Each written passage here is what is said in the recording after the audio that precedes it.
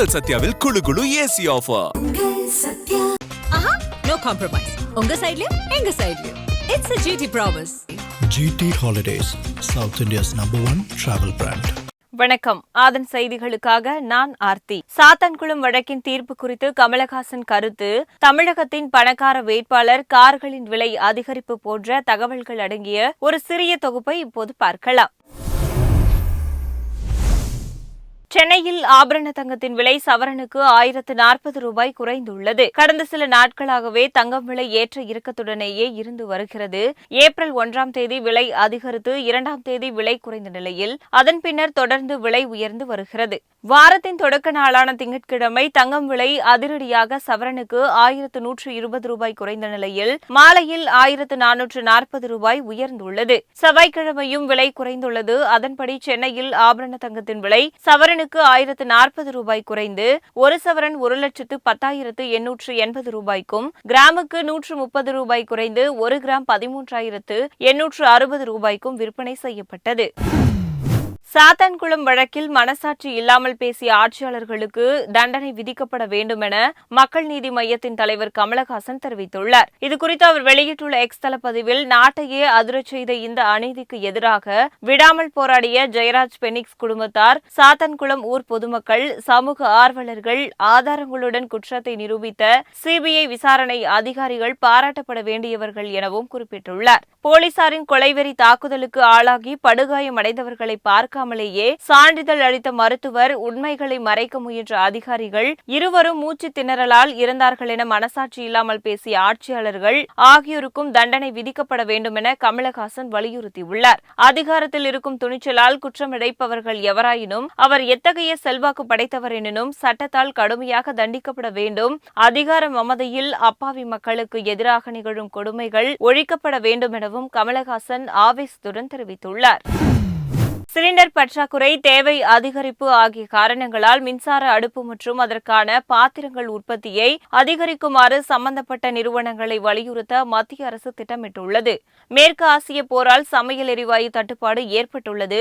அதனால் மக்கள் சமையலுக்கான மாற்று பயன்பாடாக மின்சாரத்தில் இயங்கும் இண்டக்ஷன் ஸ்டவ் பக்கம் தங்கள் கவனத்தை திருப்பியுள்ளதால் அதன் தேவை அதிகரித்துள்ளது. இந்நிலையில் மின்சார அடுப்பு, அதற்கான பாத்திரங்கள், இண்டக்ஷன் ஹீட்டர் ஆகியவற்றின் உற்பத்தியை அதிகரிக்குமாறு உற்பத்தி நிறுவனங்களை வலியுறுத்த மத்திய அரசு திட்டமிட்டுள்ளது. இதற்காக மத்திய வர்த்தக மந்திரி பியூஷ் கோயல் தலைமையில் நடைபெற்ற மின்துறை அமைச்சக உயர் அதிகாரிகள் பங்கேற்ற ஆலோசனைக் கூட்டத்தில் மின்சார அடுப்பு உற்பத்தியை அதிகரிக்க அதன் நிறுவனங்கள் எடுக்க வேண்டிய நடவடிக்கைகள் பற்றி விவாதிக்கப்பட்டது.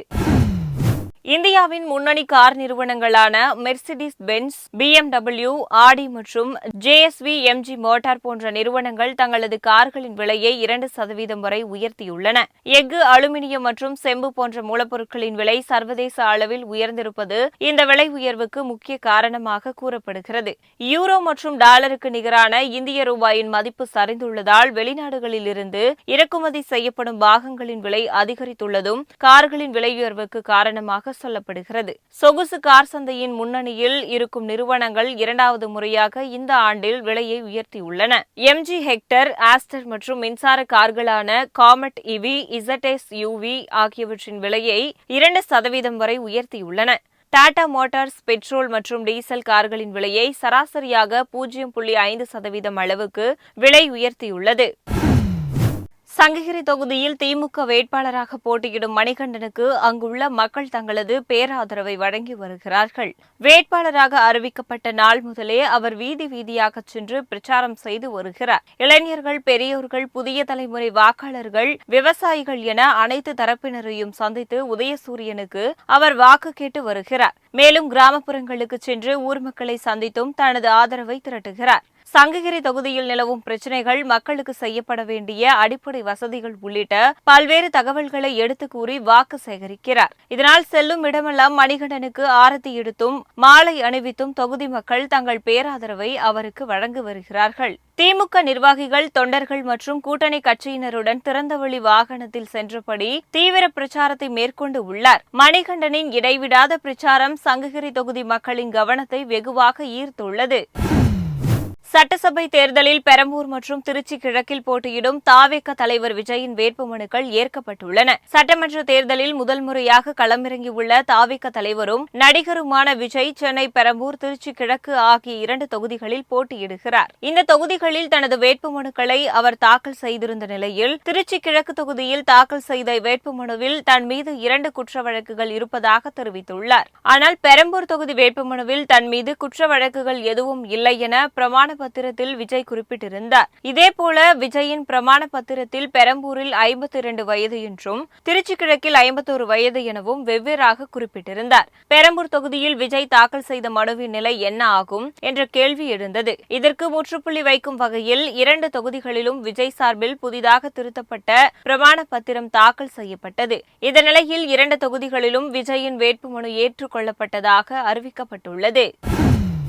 சேலம் மேற்கு சட்டமன்ற தொகுதியின் தேமுதிக வேட்பாளரான அழகாபுரம் மோகன்ராஜ் வெற்றிக்கான வியூகங்களை வகுத்து பிரச்சாரத்தை தீவிரப்படுத்தி இருக்கிறார். திமுக கூட்டணியில் இடம்பெற்றிருக்கும் தேமுதிக 10 இடங்கள் ஒதுக்கப்பட்ட நிலையில் சேலம் மேற்கு தொகுதியில் அக்கட்சியின் சார்பில் அழகாபுரம் மோகன்ராஜ் களமிறங்கி இருக்கிறார். தேர்தல் நெருங்க அவரது பிரச்சார களமும் சூடு பிடித்திருக்கிறது.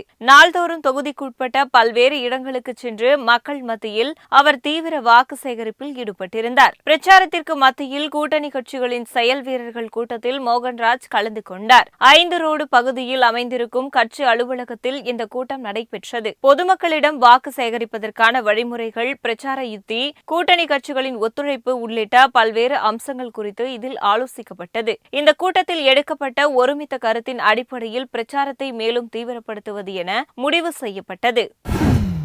தமிழ்நாடு ஜெயிக்கணும்னா எடப்பாடியார் ஆளணும் என்ற வரிகளுடன் அதிமுக தேர்தல் பிரச்சார பாடல் வெளியிடப்பட்டுள்ளது. தமிழக சட்டமன்ற தேர்தலில் வெற்றி பெற்று மீண்டும் ஆட்சியை பிடிப்பதற்காக அதிமுக பொதுச் செயலாளர் எடப்பாடி பழனிசாமி அதிமுக தலைமையிலான தேசிய ஜனநாயக கூட்டணி கட்சிகளின் வேட்பாளர்களை ஆதரித்து சூறாவளி தேர்தல் பிரச்சாரம் மேற்கொண்டு வருகிறார். இந்த நிலையில் சட்டமன்ற தேர்தலை முன்னிட்டு அதிமுகவின் தேர்தல் பிரச்சார பாடல் வெளியிடப்பட்டுள்ளது. ஏழைகள் சிரிக்கணும்னா இரட்டை இலை ஆளணும், தமிழ்நாடு ஜெயிக்கணும்னா எடப்பாடியார் ஆளணும் என்ற முழக்கத்தை முன்னிறுத்தி இந்த பாடல் வெளியிடப்பட்டுள்ளது. தாவேக தலைவர் விஜய் பிரச்சாரத்திற்கு மட்டும் கடுமையான விதிமுறைகள் விதிக்கப்படுவதாக அக்கட்சியின் நிர்வாக குழு தலைமை ஒருங்கிணைப்பாளரும் முன்னாள் அமைச்சருமான செங்கோட்டையன் குற்றம் சாட்டியுள்ளார். சட்டமன்ற தேர்தலை ஒட்டி நெல்லை, தென்காசி, தூத்துக்குடி மற்றும் கன்னியாகுமரி மாவட்டங்களில் உள்ள 22 சட்டமன்ற தொகுதி வேட்பாளர்களை ஆதரித்து தாவேக தலைவர் விஜய் புதன்கிழமை பிரச்சாரம் செய்கிறார். இந்த நிலையில் விஜய் பிரச்சாரம் செய்வதற்காக தேர்வு செய்யப்பட்டுள்ள இடங்களுக்கு நேரில் சென்று ஆய்வு செய்த செங்கோட்டையன் பின்னர் செய்தியாளர்களுக்கு பேட்டியளித்தார். நெல்லையில் விஜய் பரப்புரை செய்ய 51 நிபந்தனைகள் விதிக்கப்பட்டுள்ளன. அனைத்து நிபந்தனைகளுக்கும் உட்பட்டு பொதுக்கூட்டம் நடத்தப்படும் என அவர் கூறினார். சென்னையை தவிர மற்ற இடங்களில் பிரச்சாரம் செய்ய பெரிய அளவில் பிரச்சினை இல்லை எனவும் செங்கோட்டையன் தெரிவித்துள்ளார். 234 தொகுதிகளிலும் தாவேக வேட்பாளர்கள் வெற்றி பெற வாய்ப்பு இருக்கிறது. மக்கள் மாற்றத்தை விரும்புகிறார்கள். விஜய் நாட்டை ஆள வேண்டும் என்பது மக்களின் ஆசை. அவர்களின் ஆசை கண்டிப்பாக வெற்றி பெறும் என்று செங்கோட்டையன் கூறியுள்ளார்.